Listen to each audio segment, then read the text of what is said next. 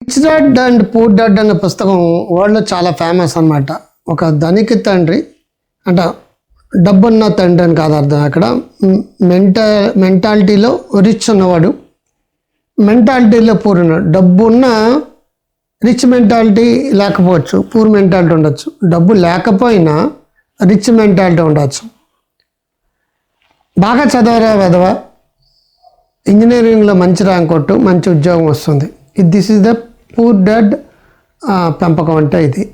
బాగా చదవరా వెధవ, engineering seat తెచ్చుకొని 10 మందికి ఉద్యోగాలు ఇచ్చే స్థితికి వెళ్ళు, entrepreneur. This is the rich dad పెంపకం. పూర్ డాడ్ ఎప్పుడు కూడా నువ్వు సెటిల్ అవ్వు, నువ్వు త్వరగా సెటిల్ అవ్వు, మంచి ఉద్యోగం వెతుక్కో, మంచి మార్కులు తెచ్చుకో, పలానా వాళ్ళ పిల్లలతోటి కంపేర్ చేస్తే నీకు మార్కులు తక్కువ రాకూడదు, వాళ్ళ ప్యాకేజ్ తోటి కంపేర్ చేస్తే నీ ప్యాకేజ్ తక్కువ ఉండకూడదు, ఎంప్లాయీగా మంచి ఉద్యోగంతో నేను ఉద్యోగం చేసి నేను పెంచాను, నువ్వు కూడా ఉద్యోగం చేసి నువ్వు సెటిల్ అయిపోవు. అది ఎంప్లాయీ మెంటాలిటీ. ఎంప్లాయీ. సెకండ్ పద్ధతి రిచ్ డాడ్ పెంపకాలు ఉంటుందంటే ఎంప్లాయర్. నువ్వు 10 మందికి ఉపాధి ఇచ్చే పొజిషన్కి నువ్వు రాగలిగే స్థితి నీకు వస్తుందన్నమాట. నువ్వు మనీ కోసం ప్రయత్నించే పద్ధతి నుంచి నీ కోసం మనీ ప్రయత్నించే పద్ధతిలో 4 పద్ధతులు చెప్తాడు మళ్ళా. ఒకటి ఎంప్లాయీ, నువ్వు ఉద్యోగస్తుడివి. రెండోది సెల్ఫ్ ఎంప్లాయీ. ఈ 2 నీకు బతకడం కోసం ఆలోచించే విధానాలు అన్నమాట. Employee, self employee. ఎంప్లాయీ అంటే ఉద్యోగి, సెల్ఫ్ ఎంప్లాయీ అంటే నీకు నువ్వు క్రియేట్ చేసుకున్న ఉపాధి, స్వయం ఉపాధి. ఈ రెండింటి స్థితిలో ఉన్న వాళ్ళు ఎప్పుడు కూడా నిరంతరం కూడా ఎప్పుడు కష్టాలు తీరుతాయరా, ఎప్పుడు బతుకులు తీరుతాయరా, ఏ రోజు ఎప్పుడు గడుస్తుందిరా, ఎప్పుడు మనకి పరిస్థితులు బాగుంటాయి, చాలా పొదుపుగా ఉండాలి, చాలా జాగ్రత్తగా ఉండాలి, డబ్బు ఒకసారి పోతే రాదు, చాలా చాలా చాలా చాలా జాగ్రత్తగా ఉండే, గ్రీడీగా ఉంటారు, భయపడుతూ ఉంటారు, ఇన్సెక్యూరిటీ ఉంటుంది, అభద్రతా భావంతో ఉంటుంది. ఈ 2 స్థితుల నుంచి వెళ్ళి ఇంకా ముందుకు వెళ్ళాలంటే third is a business owner. Employee ఈ, సెల్ఫ్ ఎంప్లాయీ ఎస్ఈ. ఈ 2 వదిలేసేయండి. దెన్ బిజినెస్ ఓనర్ అండ్ లాస్ట్లో ఇన్వెస్టర్. ఈ 2 మనీ నీ కోసం పనిచేసేటట్టుగా మలుచుకోవడం ఎలాగా టెక్నికల్ చెప్తుంటాడు అనమాట.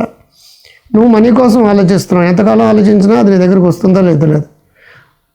మనీ నీ కోసం ఆలోచించినట్టుగా నువ్వు ఇన్వెస్ట్మెంట్ స్ట్రాటజీలు కానీ, నీ టైం స్పెండ్ చేసే పద్ధతులు కానీ, నీ రాయల్టీ మెథడ్స్ కానీ, నువ్వు వెళ్ళే విధానాలు కానీ ఉన్నప్పుడు ఆటోమేటిక్గా రిచ్ డాడ్లు ఎప్పుడు కూడా భయపడిపోయి వెనకాడుగు వేసేది ఉండదండి, రిస్క్ తీసుకోవడం ఉంటుందన్నమాట.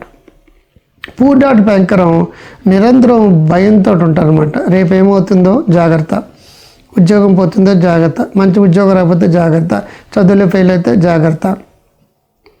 ఈ ఇన్వెస్టర్ కానీ లేదంటే బిజినెస్ ఓనర్గా ఉన్నప్పుడు మొదట చాలా కష్టపడుతూ ఉంటాడు. ఆ తర్వాత వీడికి ఆటోమేటిక్గా మనీ జనరేషన్ నుంచి వెల్త్ క్రియేషన్కి మారుతుందండి.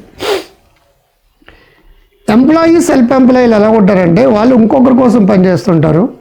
స్వయం ఉపాధి మంచిదైనప్పుడు ఏంటంటే వాడు ఏ రోజుకు ఆ రోజు బతికితే చాలు, ఎప్పటికప్పుడు బాగుంటే చాలు, నా బతుకు బాగుంది, నా కుటుంబం ఉంది, నా పిల్లం బాగుంది, పిల్లలు బాగుంది అనుకునేటప్పటికి ఏంటంటే వాడు మనీ వస్తుంటుంది, ఖర్చు అయిపోతుంటుంది, వెల్దీగా మారడు, సంపద సృష్టికారుడు కాడు.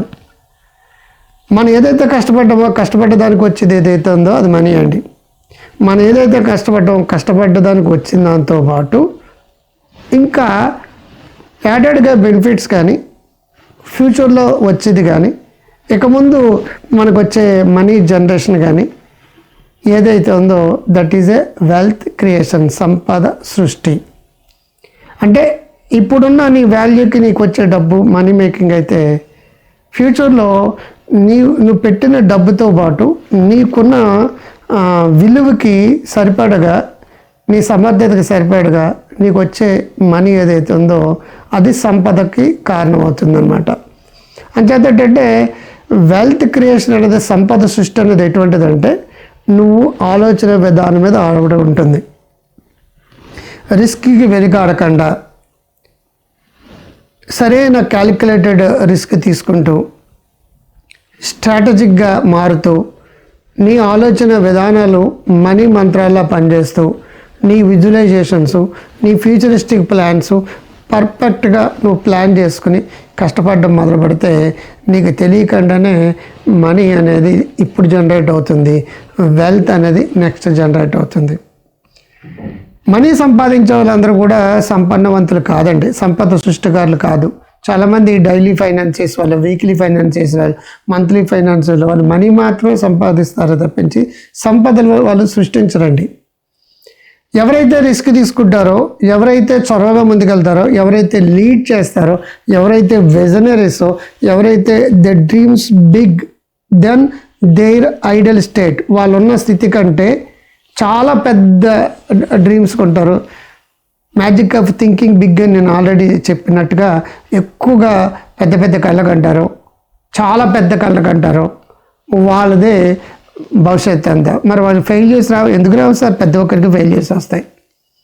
ఫెయిల్యూర్స్ వచ్చినా తట్టుకుని నిలబడగలగడం, పడ్డా లేవగలగడం, రెసిలియన్స్ స్కిల్స్ అంటారు, బౌన్స్ బ్యాక్ అంటారు. ఒక ఆలోచన ఫెయిల్ అయితే దాన్ని మాడిఫై చేసుకోగలగడం, ఎప్పటికప్పుడు తనను తాను తీర్చిదిద్దుకుంటూ లెర్నింగ్ లైఫ్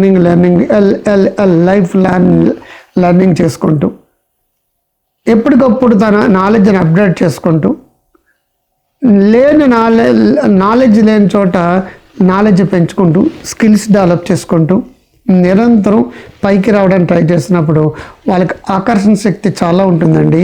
అది డబ్బును ఆకర్షిస్తుంది, ఆ తర్వాత సంపద సృష్టికి కారణమవుతుంది.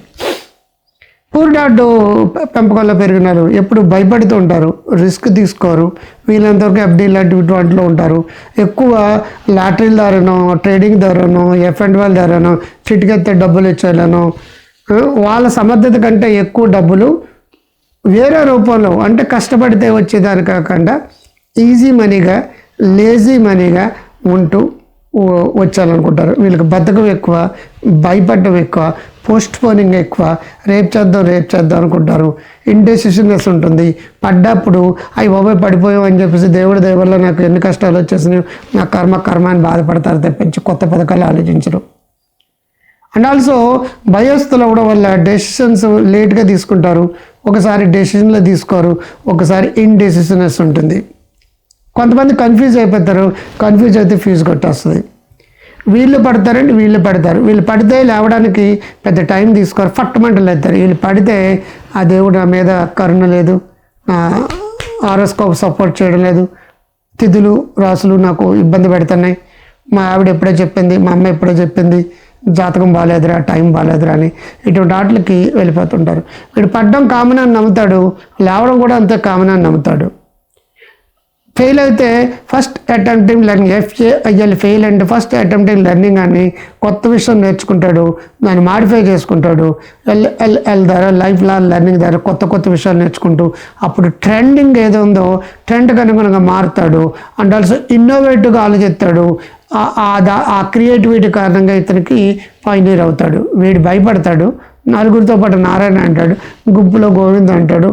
అందరూ పూర్తిగా నమ్మితే అందరూ కరెక్ట్గా లాభాలు వస్తాయి, అందరూ కరెక్ట్గా అది ఫెయిల్ కాలేదని నమ్మితే మ్యాక్సిమం వీళ్ళందరూ గుంపులుగా పరిగెడుతుంటారు. వీళ్ళే త్వరగా మోసపోతారు, వీళ్ళుగా ఫెయిల్ అవుతుంటారు, వీళ్ళే భయపడుతుంటారు. వీళ్ళ ఎదుగుదల ఈ లెవెల్ ఉంటుంది, వీళ్ళ ఎదుగుదల అనకొండ అంత ఉంటుంది. మీరు అనకొండ కావాలనుకుంటారా, చీమలా ఉండిపోతారా? ఆ లెవెల్కి వెళ్ళాలనుకుంటే నీ మెంటాలిటీ రిచ్గా ఉండాలి. మిలినీర్స్ మైండ్ సెట్ అంటాం. మీరు స్థాయి మీకంటే 100 రెట్లు పెంచుకుని ఆలోచించండి. అంబానీ ఎలా ఆలోచిస్తారో అలా ఆలోచించండి, అమితాబ్ బచ్చన్ ఎలా ఆలోచిస్తాడో ఆలోచించండి. దీన్ని యాంకరింగ్ యువర్ సెల్ఫ్ అంటాం, రోల్ మోడలింగ్ అంటాం. నువ్వు పూర్గా ఆలోచించినప్పుడు ఏంటంటే నీ ఫలితాలు పూర్గా వస్తాయి.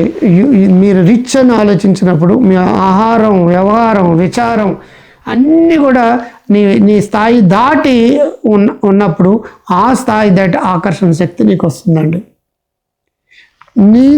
నీచ్ కమీన్ కుత్తే అని కింద లెవెల్ ఆలోచించి నా బతికింతే వైట్ రేషన్ కార్డు తీసుకుంటూ బాగున్నావు, పింక్ రేషన్ కార్డు తీసుకుంటాను, ఆదాయ ధృవీకరణ పత్రంలో లేనోని చూపించాలి, కులం తక్కువ అని చూపించాలి, అది చూపించాలి, ఇది చూపించాలి. మీ నీచ్ కమీన్కి వస్తే నేను తక్కువ నేను వెధవ అయ్యింది, నేను చాలా తక్కువ, నేను చాలా నీచాయి, నేను ఇంకా చాలా నీచాయి అని చెప్పేసి కిందకి ఎవరికి వాళ్ళు కోపస్థ మండలుగా మారితే మీ ఆలోచన కూడా ఈ లెవెల్లో ఉంటుంది, సక్సెస్ కూడా ఈ లెవెల్లో ఉంటుంది. నాకేం తక్కువ కాన్ఫిడెన్స్ ఉండొచ్చండి. అండ్ ఆల్సో కొంతమందికి ఓవర్ పగరబోతు కాన్ఫిడెన్స్ ఉంటుంది, అది కూడా ఒకసారి సక్సెస్ వస్తుంది. వాడు దెబ్బ తింటే తినొచ్చేమో. కానీ లో కాన్ఫిడెన్స్ ఉన్నవాళ్ళు, ఇన్ఫెక్టివ్ కాంప్లెక్స్ ఉన్న వాళ్ళు అందరూ డెసిషన్ సరిగ్గా తీసుకోలేరండి. కాన్ఫిడెన్స్ ఉన్నవాళ్ళు, సమ్టైమ్స్ ఓవర్ కాన్ఫిడెన్స్ ఉన్నవాళ్ళు చాలా పెద్దగా ఇచ్చేస్తారు. దానికి ఎలన్ మస్క్ మీకు ఎగ్జాంపుల్. ఆయన ఒక ట్రాఫిక్లో వెళ్తున్నాడు, కారు చాలా ట్రాఫిక్ జామ్ అయిపోయింది. ట్రాఫిక్ జామ్ అయిపోతే చిచ్చి నేను దీనికి సొరంగం గుండా నేను వేసేస్తానని చెప్పేశాడు. పిచ్చినా కొడుకు అన్నాడు. ఇది ఎలా వీలవుతుంది, అలా వీలవుతుంది అన్నాడు. ఫైనల్గా అతను సొరంగం కింద ఒక రోడ్లైనా వేసేసాడండి. నాసా వాళ్ళు గీసే వాళ్ళు అంతరిక్షానికి పంపడం కోసం ట్రై చేస్తున్నప్పుడు ఇతను మస్క్ సంబంధించిన ఏకంగా స్పేస్ కంపెనీని పెట్టేశాడండి. మీరు ఏ లెవెల్ డ్రీమ్స్ ఉన్నాయో, ఏ లెవెల్ ఆలోచన విధానం ఉందో, ఏ లెవెల్ మీకు ఉందో, మీ ఆలోచనలో రిచ్నెస్ ఉంటే మిలీనియర్స్ మైండ్ సెట్ అనమాట. Billionaires brain, millionaires mind set అనమాట. ఆలోచనలో పూర్ అంటే నువ్వు ఎంత రిచ్ అయినా సరే ఎప్పుడు కూడా లేస్తూ ఉంటావు. అందుకే ఇండియన్స్ గురించి ఒక సామెత ఉంది. ఇండియన్స్ పేదరికంలో పడతారు, రిచ్ అవుతారు కానీ పేదవారుగానే చచ్చిపోతారు అనమాట. Indians live born in poor, they become rich but dies in poverty. ఎందుకంటే వాళ్ళని ఆ సంపదకి ఎలా మల్టిప్లై చేయాలని కానీ దాన్ని ఉపయోగించుకోవడం కానీ అట్లీస్ట్ తన గురించి తను ఆలోచించడం కానీ చేయకుండా అలా కూడబెడుతూ ఉంటారనమాట. ఆస్తులు మరొకటి ఇంకోటి అనేది. సో నిన్ను నడిపించే శక్తి మనీ అనమాట. జనం ధనం ఇంధనమై కరణచరణ బంధనమై. మనిషిని ముందు తీసుకునేది మనీ కాబట్టి మనీ పట్ల నీ అవగాహన, నీ మనీ పట్ల నువ్వు ఆలోచించే తీరు, మనీ పట్ల నీకున్న భావనలే నువ్వు రిచ్గా ఆర్ పూర్గా మారుస్తాయి. మీ ఇష్టం. You wanted be rich or you wanted be poor. Middle class మెంటాలిటీలో ఉండిపోతారా, మిలీనియర్స్ మైండ్ సెట్ తోటి, బిలీనియర్స్ బ్రెయిన్ తోటి ముందుకు వెళ్తారు, మీ ఇష్టం. ముందులో మంచి కాలం ముందుగా మీ డాక్టర్ కాంత్ గారు. నమస్తే. ఇది నచ్చితే లైక్ చేయండి, కామెంట్ బాక్స్లో కామెంట్ పెట్టండి, షేర్ చేయండి, సబ్స్క్రైబ్ చేయండి, ఎక్కువ మందితో చేయించండి. నమస్తే.